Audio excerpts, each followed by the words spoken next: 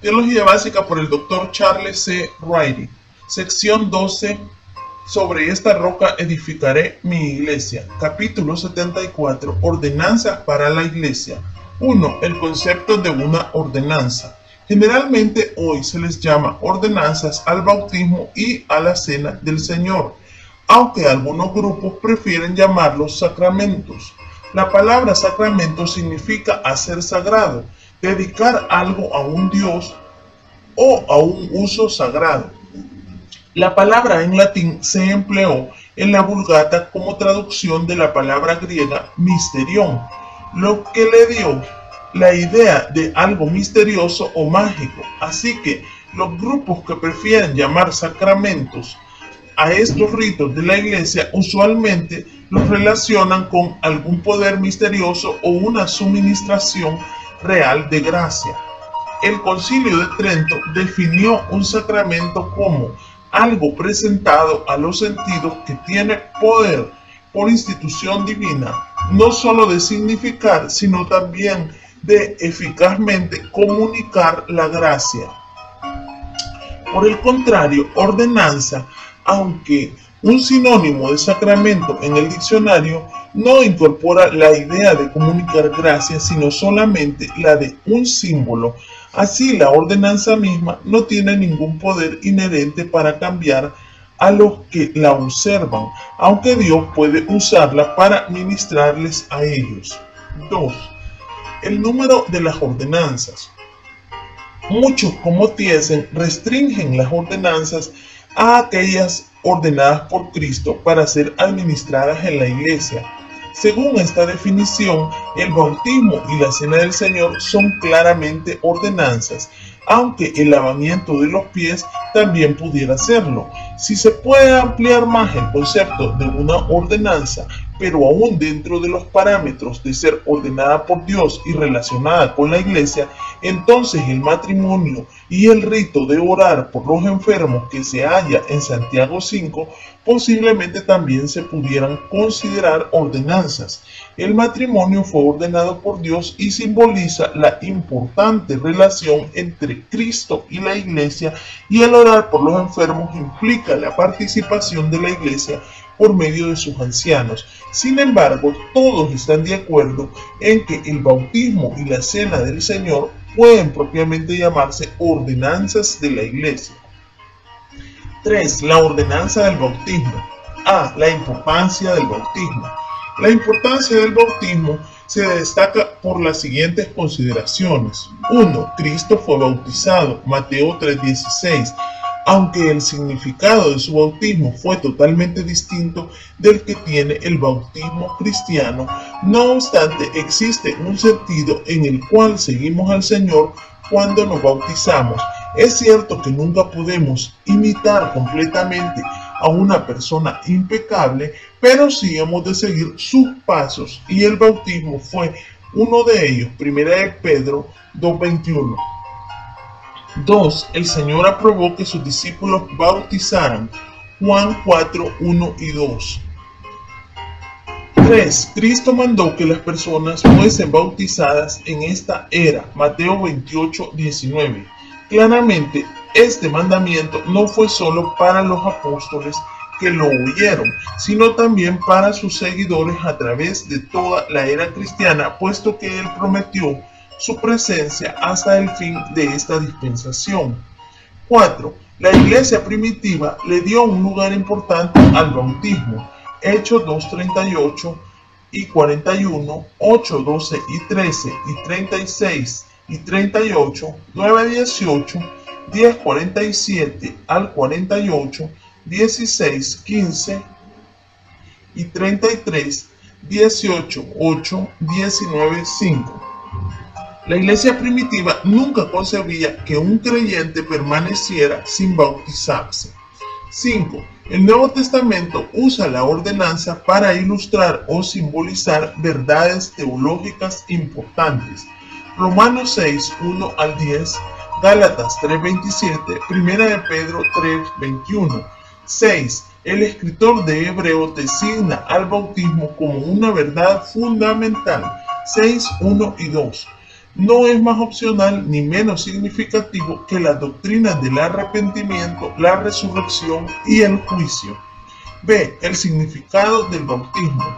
Bíblicamente, el bautismo se asocia con el perdón, Hechos 2:38 y 22:16, con la unión con Cristo, Romanos 6:1 al 10, con hacer discípulos, Mateo 28:19, y con el arrepentimiento, Hechos 2:38.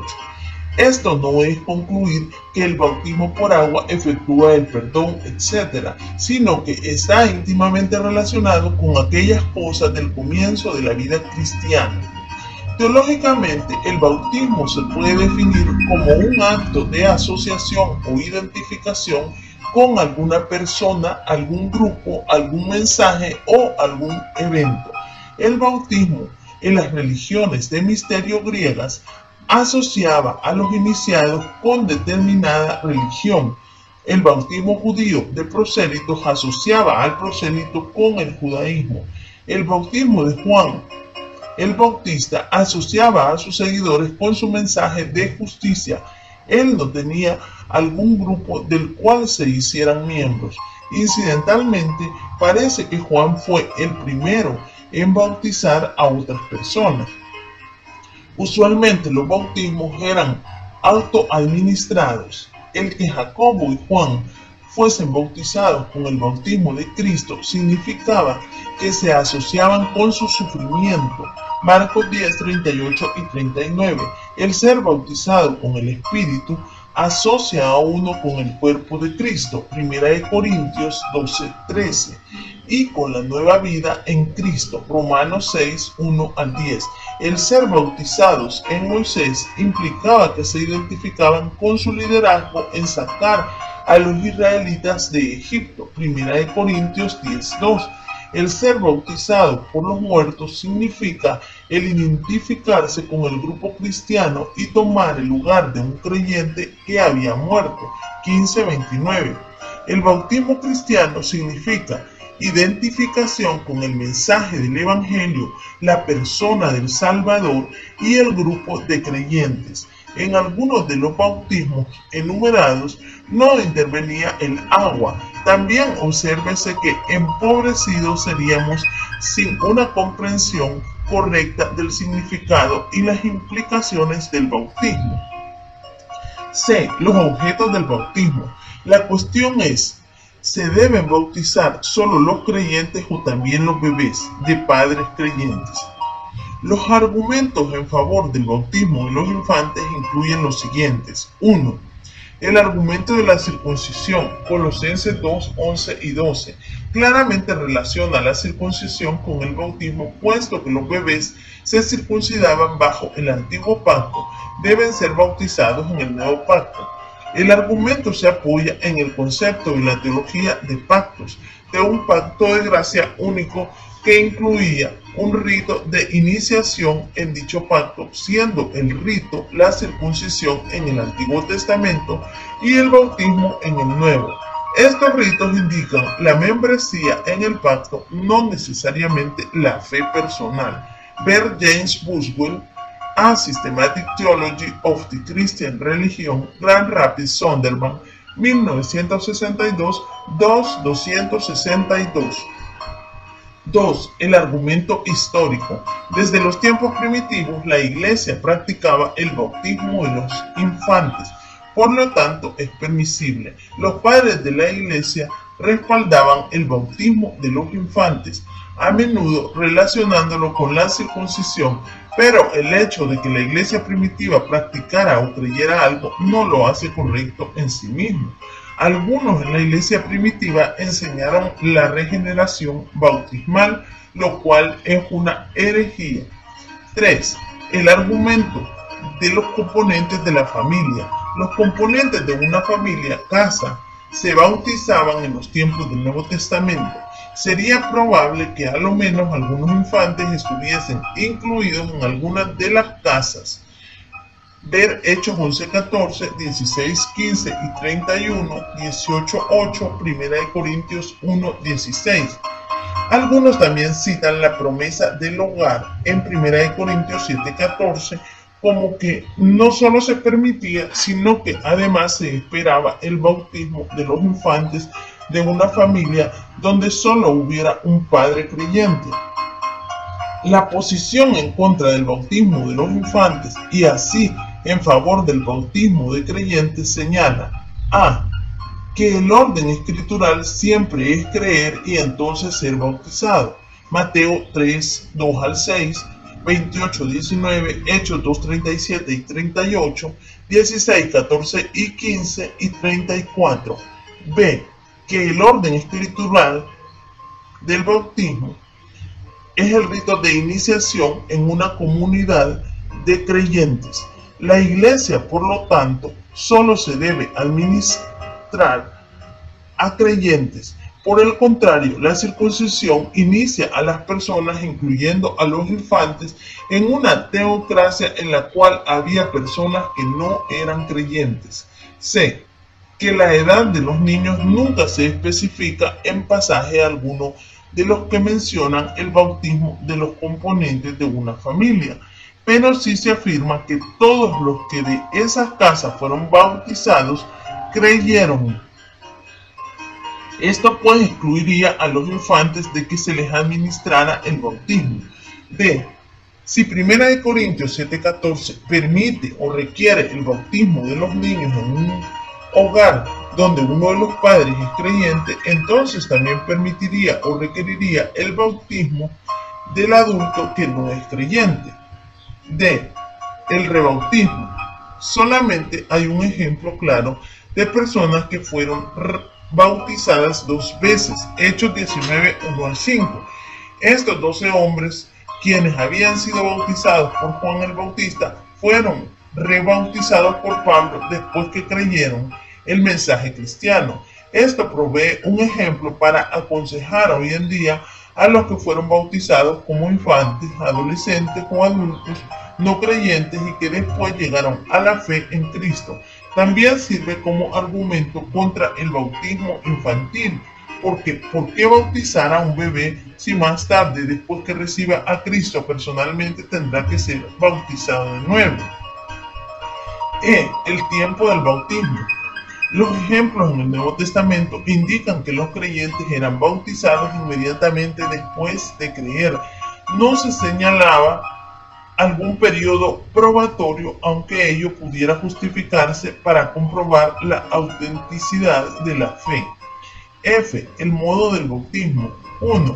Argumentos en favor de la aspersión. 1. Ciertos ritos de limpieza del Antiguo Testamento incluían la aspersión. Éxodo 24, 6 y 7, Levíticos 14, 7, Números 19, 4 y 8.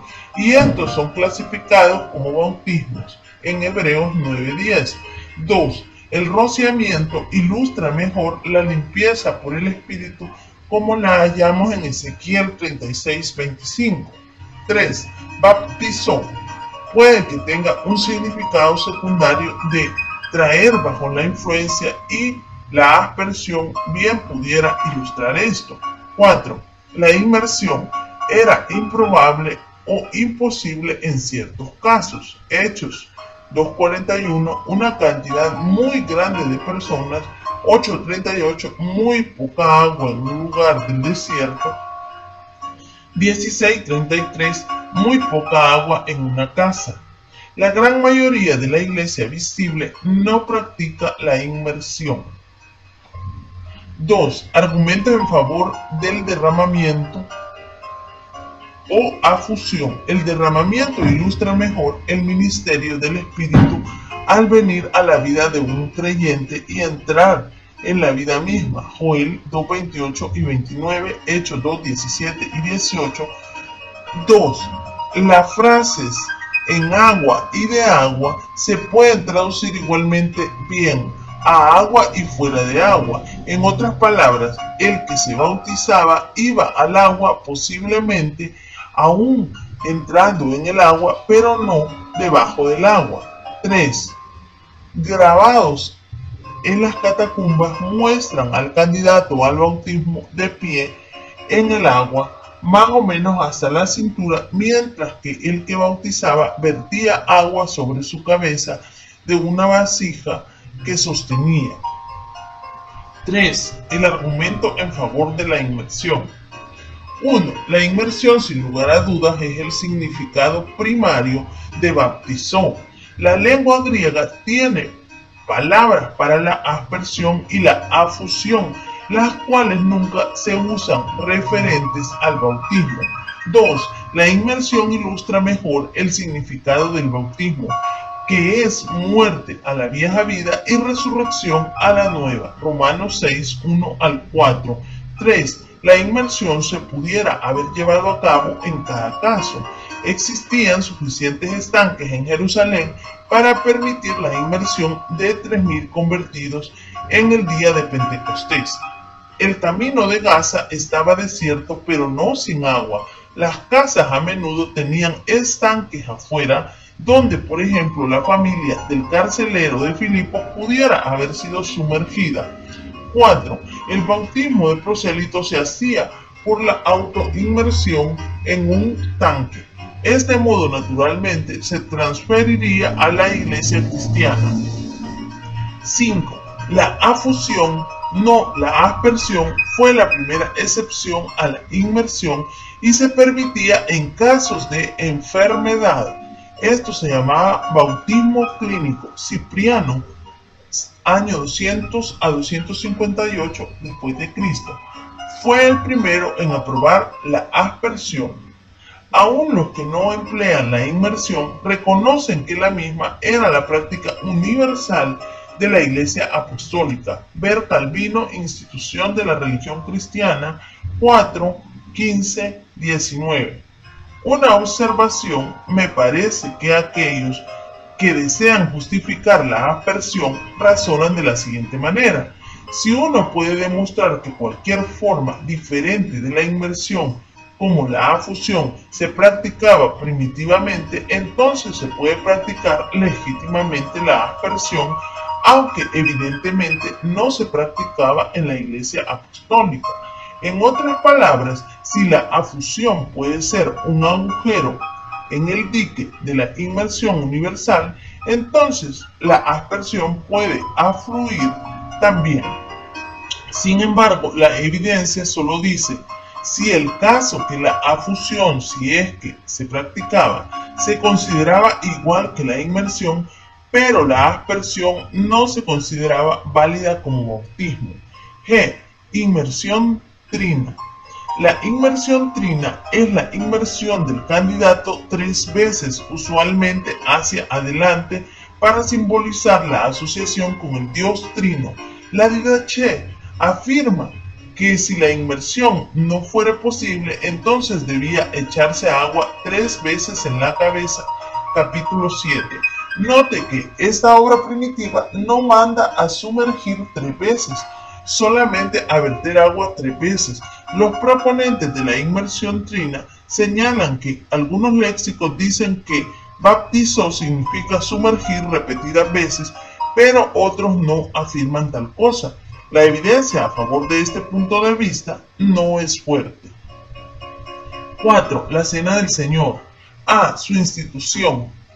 Aparentemente el Señor instituyó la Santa Cena en conexión con la comida de la Pascua antes de su crucifixión, aunque esto plantea un problema cronológico. Suponiendo que la crucifixión fuera un viernes, el Evangelio de Juan parece afirmar que la Pascua no se celebró hasta después de la muerte y sepultura de Cristo, 18, 28, 19, 14. Sin embargo, algunos piensan que los galileos y los fariseos comían la Pascua el jueves por la noche, mientras que los de Judea y los saduceos la celebraban el viernes por la noche. El tiempo imperfecto estaban sacrificando puede que indique que los sacerdotes ofrecían los sacrificios en ambos días. B. Su orden. La ordenanza sola, sin la comida, consistió en que Cristo tomara el pan sin levadura, diera gracias, lo repartiera a los discípulos e hiciera lo mismo con la copa.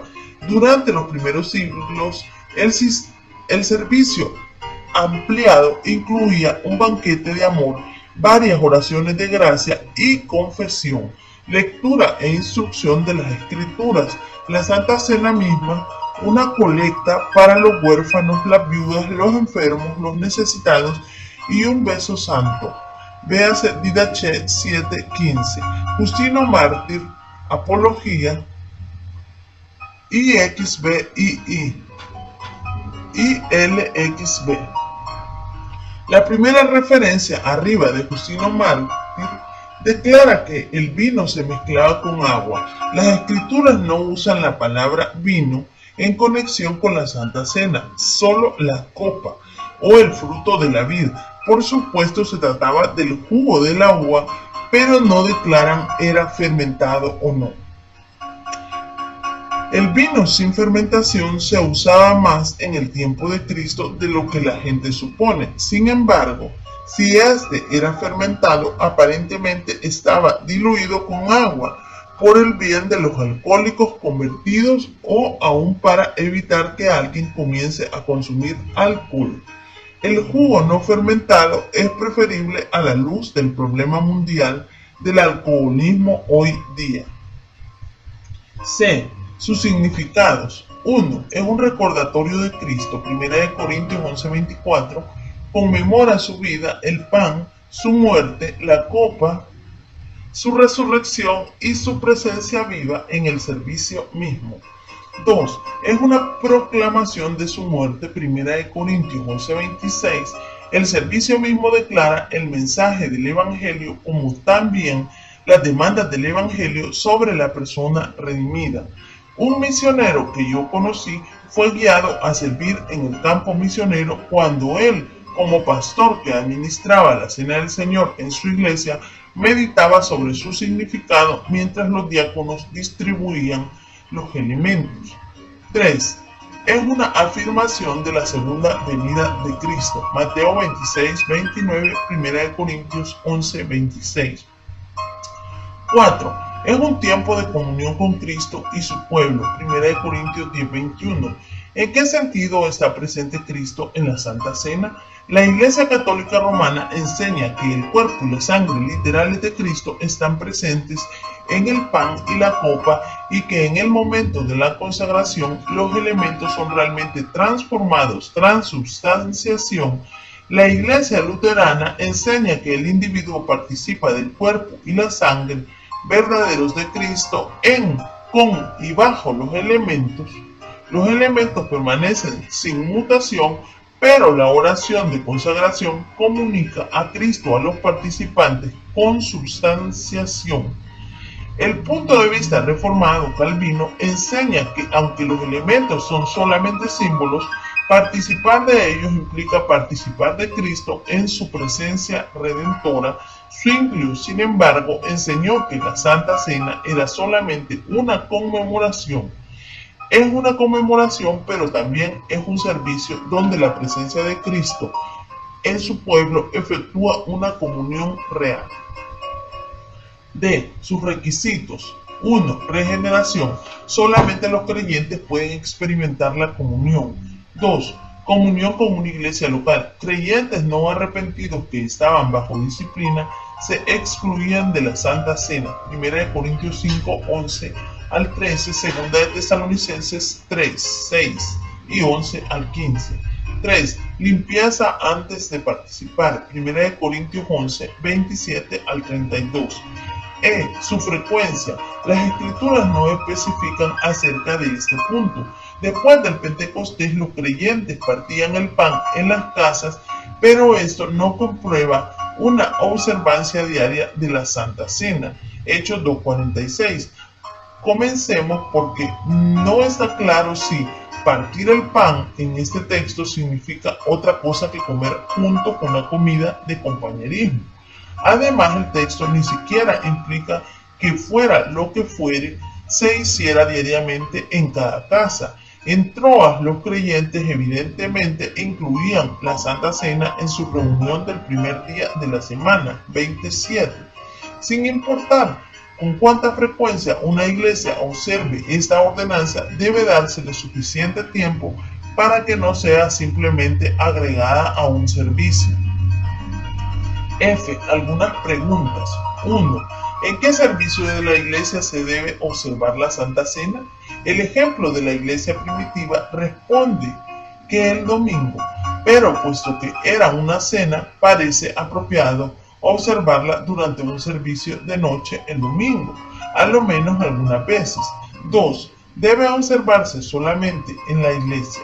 Esto parece que era el patrón normal.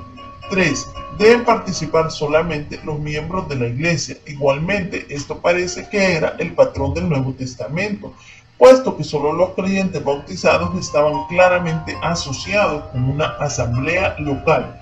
¿Deben excluirse a los visitantes si son creyentes? No necesariamente. A ellos pudiera permitírseles participar como cortesía, pero puesto que la disciplina administrada por una iglesia local y la comunión dentro de la iglesia local se relacionan con la Santa Cena, entonces normalmente solo aquellos que están claramente asociados con esa iglesia local deben participar de la Santa Cena en ese grupo. 5. El banquete de amor. Como parte del servicio más amplio que incluía la Cena del Señor, una comida completa se comía en y por la iglesia. Este banquete de amor se menciona específicamente en 2 de Pedro 2:13 en algunos manuscritos, Judas 12, y está implicado en 1 de Corintios 11:20 y también posiblemente en Hechos 2:42, 46 y 6:1. Sea cual fuere el origen de la comida, fiestas paganas, comidas en común judías, el deseo de los cristianos de evitar la carne ofrecida a los ídolos, etc., había caído en abusos ya en el tiempo en que Pablo escribió 1 de Corintios. Algunos estaban haciendo de ella una excusa para la glotonería, tomando lo más posible para sí mismos y rehusando compartir con otros lo que ellos habían traído. Pablo le dio instrucciones a esta iglesia de que las personas comieran en sus propias casas en vez de negar las ideas del compañerismo y el amor que significaba el ágape. Durante el siglo IV, el banquete de amor llegó a verse aún más desfavorablemente y hoy apenas se practica. El hecho de que Pablo pudiera aconsejar que se prescindiera del mismo en la iglesia lo excluye de ser una ordenanza. 6. El lavamiento de los pies. Siguiendo la costumbre común en el Oriente a causa del efecto de los caminos polvorientos o lodosos sobre los pies en sandalias, el Señor en la última cena les lavó y les secó los pies a los discípulos. Juan 13:1-20. Este hecho sirvió de ejemplo de humildad, versículo 15, como una exhortación a perdonarse el uno al otro, versículo 14, y como lección de la necesidad de la limpieza en la vida cristiana, versículo 10. Como el bautismo simboliza el perdón limpiador del pecado, el lavar los pies simboliza la necesidad de limpieza para la comunión. Los que enfatizan la limpieza hallan base para la continuación de la observancia de esta ordenanza hoy en día. Los que enfatizan los aspectos del ejemplo o del perdón no sienten que sea necesario realizar el rito, sino más bien practicar las verdades espirituales que el rito ilustró. Es verdad que la exhortación de seguir el ejemplo de Cristo, hallada en los versículos 14 y 15, se relaciona con perdonarse el uno al otro en humildad y no con el perdón de Dios de nuestros malos pasos en la vida. Esto pues sería un argumento en contra de estimar el lavamiento de los pies como una ordenanza.